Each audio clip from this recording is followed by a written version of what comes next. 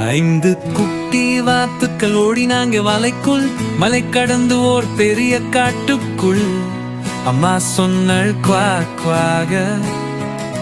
4 குட்டிகள் மட்டும் திரும்பி வந்தாங்க. 4 குட்டிகள் பயனாடினாங்க நதிக்குள். மழை வீசும் வனத்துக்குள். அம்மா கத்தினாள் குவாக் குவாக.